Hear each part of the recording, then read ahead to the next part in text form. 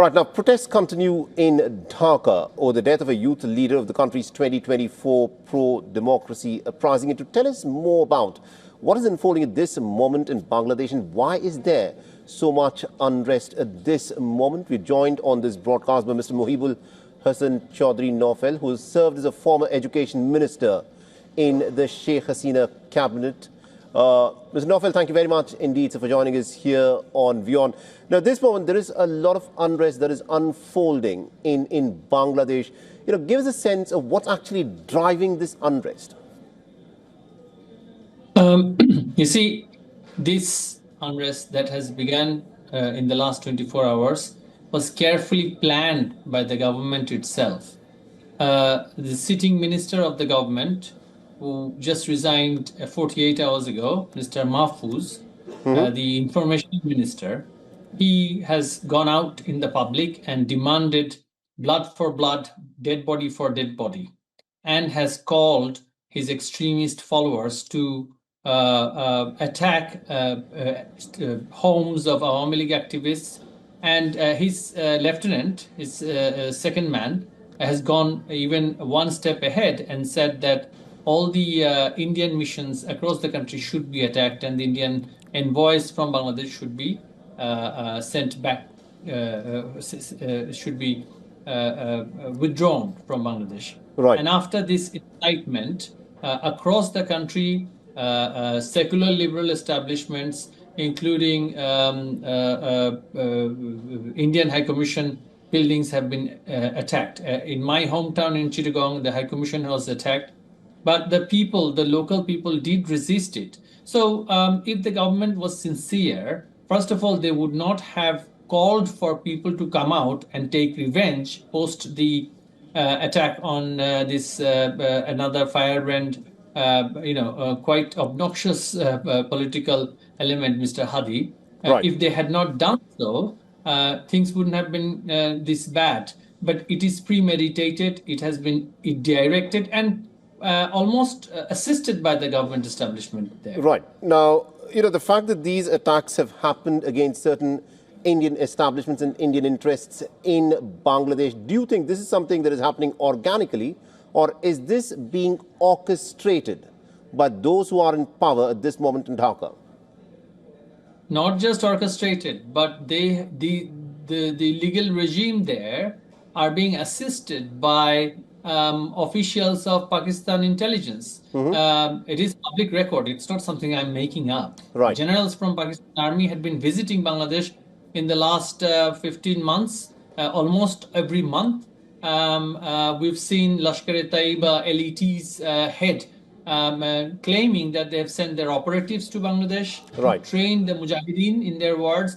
And Maulana Fazlur Rahman has been given a state protocol when he went to Bangladesh. So the regime there is basically implementing what they were planning and is still planning to do in the coming days before the election. Right. Now, in the lead up, because elections are, of course, due in Dhaka in the next few months, and irrespective of whoever comes to power, one would assume that the power structure and the power establishment in Dhaka would want to have friendly relations with its neighbors, and that is India. Do you think there is enough, a clear change in what has happened? Because the dispensation of Muhammad Yunus at this moment, it appears, is trying to create and foment trouble that would be really difficult for Dhaka to have good relations with New Delhi. See, the elements who are in position of power right now are not political elements. These are fringe elements of society.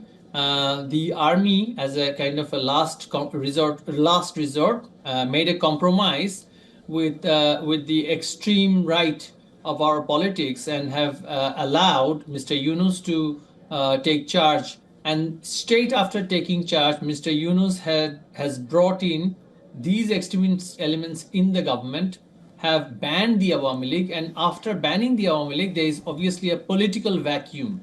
And in that vacuum, the other political parties who are secular or even not so extreme they're struggling to cope with the extremists in power. So their objective is to continue the bad relationship that they have developed with India. Their objective is to, in fact, they've declared it that they want a military kind of a bilateral relationship with Pakistan. Right. And some of their ideologues, some of their think tank leading individuals have been calling for military base of Pakistan to be set up in Bangladesh, just like how it used to be in the East Pakistan days. Right. So they want to turn the country into another East Pakistan again. That's their objective. But of course, politically, if there is an election Right. tomorrow, whether Awami League attends it or not, there will not have any space in politics. You know, I think you're making some very important statements there. The fact that the Muhammad Yunus government wanted to have improved relationship with Islamabad was pretty evident ever since Muhammad Yunus took charge, but that's okay. But the fact, there seems to be, these Pakistani generals coming to Bangladesh and in some ways pulling some of these strings. How much of a ground support do you think this kind of an activity has amongst the people of Bangladesh, that the Muhammad Yunus administration there at this moment not only is allying itself very closely with Islamabad, which is fine, but is also trying to foment trouble with India? The people of Bangladesh, they do not want to see East Pakistan being repeated. People, if it is a people-to-people relationship, why don't we have human rights activists like Asma Jahangir in Dhaka? Why don't we have the government talking about Imran Khan being imprisoned? Why do we only have ISI officials visiting Dhaka and the current regime's certain individuals visiting Dhaka? And why just the extreme religious right of Pakistani politics visiting Dhaka? Right. So, these are just facts which are which you can see in the public media. Right. Because they are wanting to create as much trouble as possible in Bangladesh in order to continue their illegal hold in government. They don't want election. That's the reason. I think that's another very important point that you make, because Bangladesh is due to go for elections on the 12th of February, in about 2 odd months' time. In your assessment, do you think these elections that will happen under the aegis of the Muhammad Yunus administration, will they be free and fair? And if they're not free and fair, do you think there is going to be an attempt at this moment, but those who are in power in Dhaka, to hold on to the reins of power without looking at a peaceful transition of power to a democratically elected government? Well, the election that they have declared, which will be held in February, have already excluded 60% of the electorate. Awami League and all the aligned political parties, including the communist parties that have held popular popular MPs in the parliament.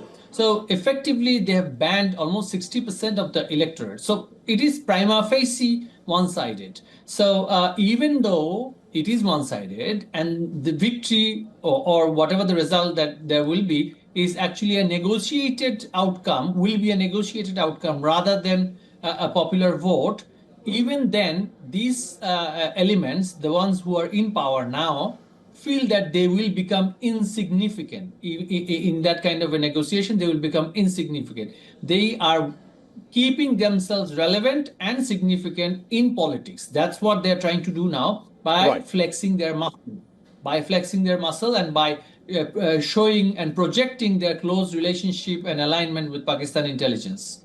All right, we'll have to leave it there. Thank you very much indeed, Mr. Mohibul Hasan Chaudhry Nofel, for joining us and getting us all those insights. You, of course, had served as a former education minister in the now deposed Sheikh Hasina cabinet. Thank you very much indeed, sir, for joining us here on WION. Thank you.